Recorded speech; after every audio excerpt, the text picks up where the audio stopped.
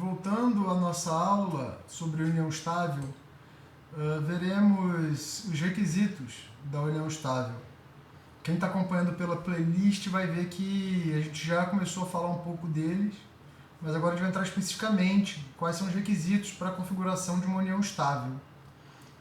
Ou seja, o que é necessário para que se tenha uma união estável? O que é necessário para que se configure uma união estável entre as pessoas? Entre duas pessoas, como já vimos antes, duas pessoas que é a regra do nosso ordenamento. Bom, eu divido em requisitos positivos e negativos. Isso faz o quê? Esses requisitos, os positivos são aqueles que estão lá no caput do 1723, que é a convivência pública, contínua e duradoura, estabelecida com objetivos de construção de família. Então, a convivência pública, ou seja, não existe uma união estável daquelas duas pessoas que se encontram de madrugada ou se encontram à tarde apenas sem que ninguém saiba. Isso não é união estável não, meus queridos, isso é outra coisa. O nome disso é concubinato. O nome disso é ter um amante, ter um caso, ter uma fé. Ou, enfim, não vou mais criar adjetivos, porque eu posso sair da esfera jurídica. Bom, então preciso de convivência pública. Contínua, por quê? Não estamos falando também daquele caso que a gente tem vai e volta, vai e volta, vai e volta, aquela relação muito maluca, muito doida, que duas partes elas simplesmente são gato e rato. Não é assim. Ela tem que ser contínua.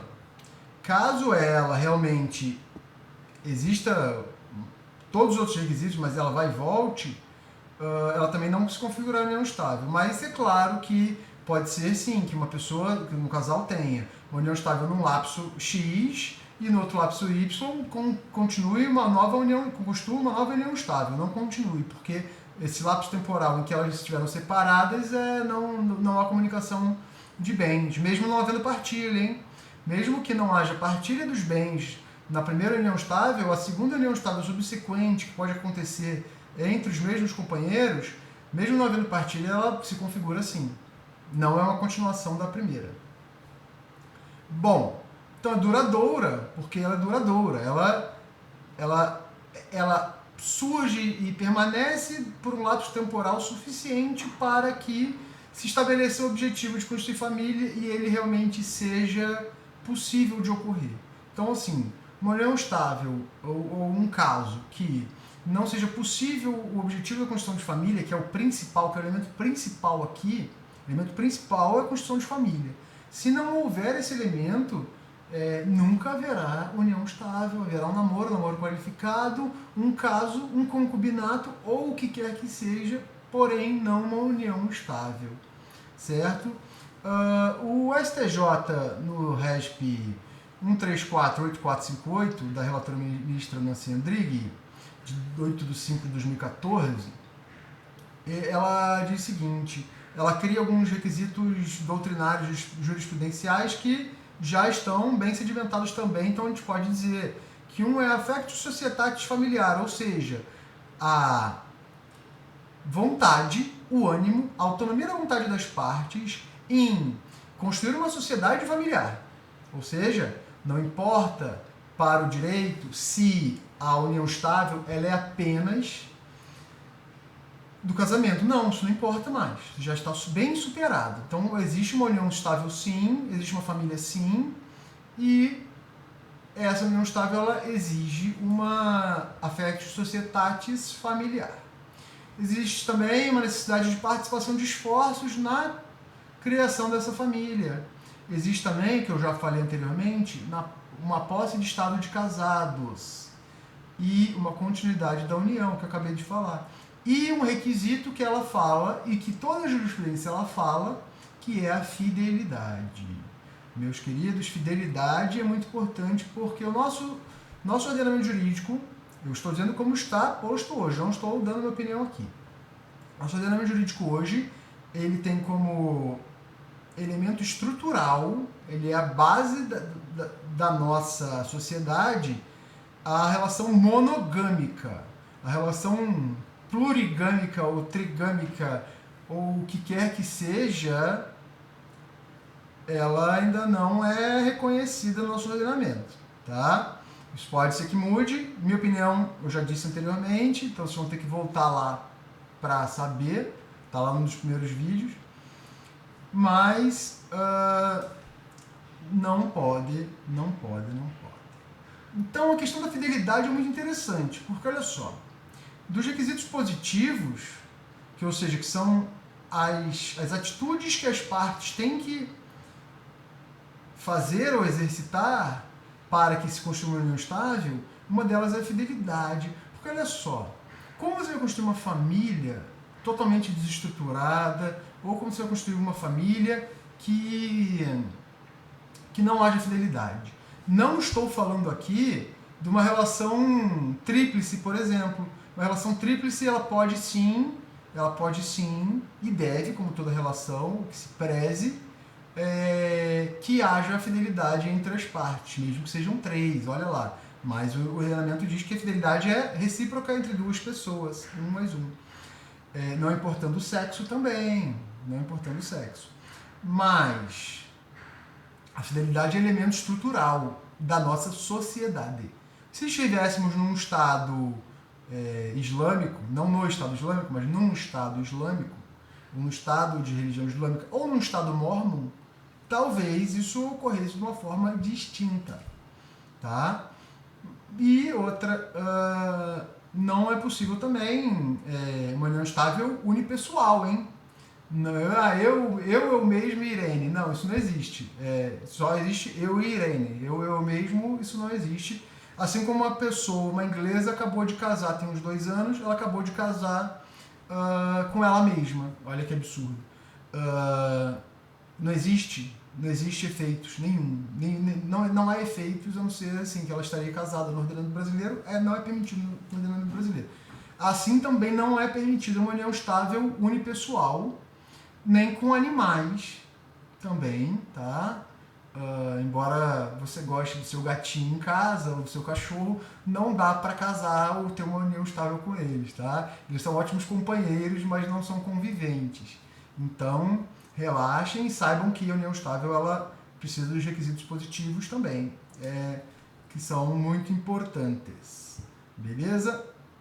Dando seguimento, uma pergunta que vocês podem fazer assim: Marcelo, a coabitação, ou seja, eu conviver no mesmo lar, sob o mesmo teto, naquela mesma casinha de palha ou naquela mesma mansão, ela não é elemento estrutural da união estável, e isso está na jurisprudência em tese, número 2, o item número 2 da jurisprudência em tese do STJ, afirmando sim que a coabitação ela não é importante. Por quê, gente? Porque há diversas famílias em que o marido ou um dos companheiros ele tem que sair para trabalhar. Imagina um militar que está indo para a guerra, está indo para fazer uma missão de paz pela ONU, ou um executivo de uma multinacional que tem que passar 1 ou 2 anos fora. Isso é muito comum. Aquela outra pessoa, aquela outra família que as duas partes possuem ótimos empregos no Brasil e não podem abrir mão deles porque existe uma carreira por trás e tal. Existe sim uma união estável, existe sim uma fidelidade, mas não existe coabitação. A coabitação ela não é necessária. Hoje em dia tem inúmeras questões aí, não tem? Não tem mensagem por vídeo, ligação por vídeo, enfim. Tem o avião também, e até mesmo na mesma cidade não é necessário também que haja coabitação. Conheço inúmeros casais que eram casados, vejam bem, eram casados, se divorciaram porque não aguentavam mais coabitar aquele mesmo imóvel. Daí, passado um tempo, perceberam que se amavam e que queriam permanecer juntos. Ainda não casaram, mas voltaram a ter um relacionamento sólido, cada um em sua residência, mas construindo uma família, pois criando seus filhos, ainda se reuniam todo final de semana, viajavam juntos, tinham uma relação de pai e mãe e de marido e mulher. Ou seja, viviam na posse de estado de casados, embora já fossem divorciados. Aí, assim, uma união estável. Uma união estável. Claro que cumpridos os requisitos que a gente já viu e está vendo. Ok? Então, o TJRS, ele tem uma passagem muito interessante. A Sandra Brizolara Medeiros, ela fala o seguinte, a desembargadora, que ela fala, entre outras coisas, que o conceito de vida em comum não é sinônimo de convivência do casal sob o mesmo teto. Odiernamente, portanto, a divisão de um domicílio não se trata de um requisito absoluto para a identificação da existência ou não da união estável. Então, o STJ, o TJRS, isso aí já está bem sólido, bem sedimentado. Podem ficar tranquilos de que a coabitação ela não é elemento necessário para haver a constituição da união estável. Não é. Quais são os requisitos negativos? Marcelo, você pode me notar quais são os requisitos negativos? O que se entende por requisitos negativos? Os requisitos negativos são todos aqueles em que eu não posso infringir para que se configure uma união estável. Ou seja, enquanto os positivos são aqueles todos que eu preciso agir para que ela aconteça, os negativos são aqueles impeditivos que não me permitem a constituição de uma união estável. Então, olha lá. O artigo 1623, parágrafo 1º do Código Civil, ele fala o seguinte: a união estável não se constituirá se ocorrerem os impedimentos do artigo 1521, que fala lá dos impedimentos matrimoniais. Então, para saber um pouco de união estável, também é importante saber um pouco de casamento. Mas hoje aqui a gente vai ver tudo e podem ficar tranquilos que a gente vai dirimir quaisquer dúvidas. Não se aplicando, continua o parágrafo 1º, a incidência do inciso 6º no caso de a pessoa casada se achar separada de fato ou judicialmente. Então, olha lá, atenção, até vou levantar um pouco da cadeira aqui, porque, vejam bem, a união estável, ela pode se configurar sim, quando houver separação de fato. Então, a união estável fática, ou seja, aquela que acontece, ela pode se configurar sim, havendo separação de fato ou judicial.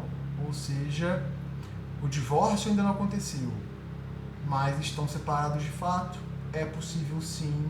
Aquela pessoa que termina com a esposa, que sai de casa, abandona aquele marido cafajeste, da pessoa que sai de casa para viver com a amante e ainda não divorciou, está em trâmite, já é possível que se constitua a união estável.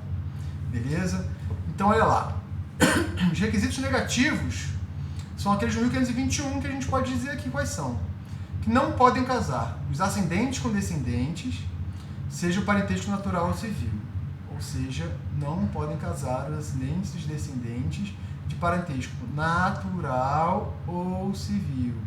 Ou seja, eu não posso casar com minha mãe? Não posso.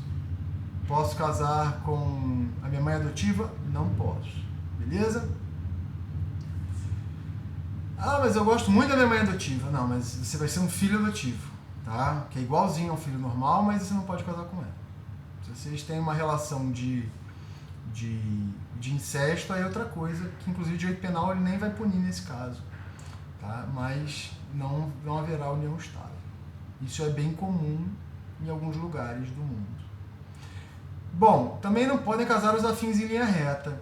Quem é o afim em linha reta? Se pensa, Marcelo, você falou besteira e tal, quiser ascendente e descendente por parentesco civil. Não, olha lá.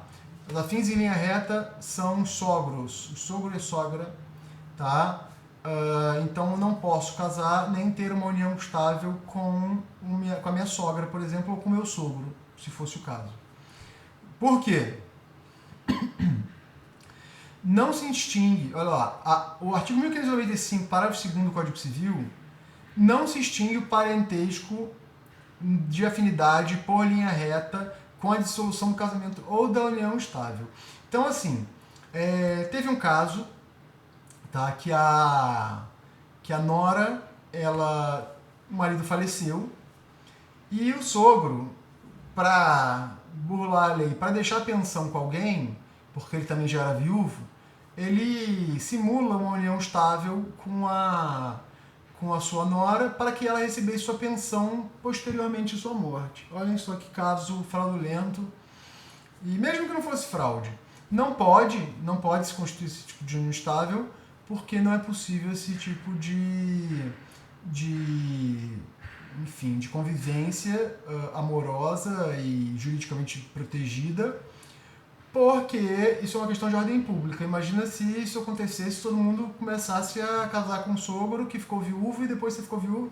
Então, por questões assim, de ordem moral e de ordem também, de ordem mesmo, tá? Porque imagina quantas fraudes ocorreriam nesses casos aí, como tentou ocorrer numa apelação do TJRS, que vocês podem procurar na internet, tá? E, enfim, o adotante, com o adotado, esse dispositivo aqui, ele está repetitivo, tá? Que é o inciso 3. O inciso 4, que são os irmãos unilaterais ou bilaterais e os outros colaterais até o terceiro grau. Pergunta: é possível uma união estável avuncular entre tio e sobrinha? É possível ou não é possível? Também o TJ do Rio Grande do Sul, sempre paradigmático, já decidiu sobre esse caso e é possível sim, em tese. No caso que eles julgaram lá, nos que eu dei uma pesquisada aí para vocês, não foi permitido porque existia fraude, então era um caso fraudulento. Mas sim, é possível entre tio e sobrinha, é possível sim uma união estável, tá? O adotado com o filho do adotante, obviamente também. As pessoas casadas, aí diz lá isso é um impedimento matrimonial, que é o inciso 6º.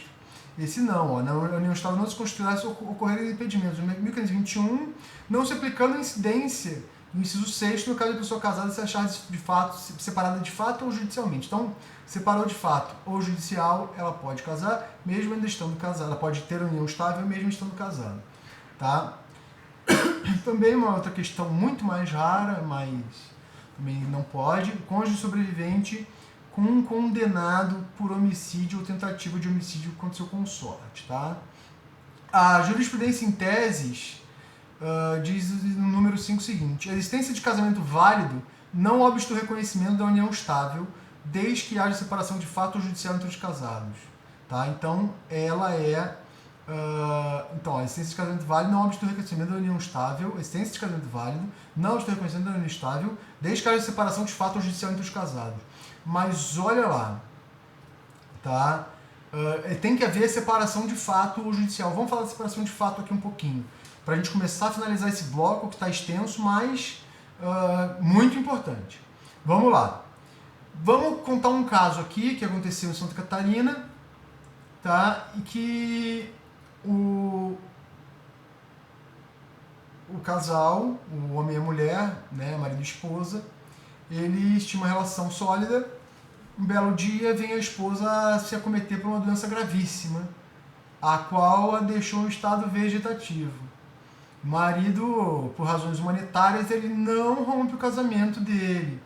Ele continua casado, não pede uma separação judicial, um divórcio judicial, não faz absolutamente nada, não abandona a mulher, porque também ele era um bom marido, mas ele arranja uma amante, uma pessoa para continuar a vida, enfim. Só que ele não deixa a esposa em casa, ele cuida da esposa, é ele que trata da saúde e da vida da esposa, alegando que eram razões humanitárias.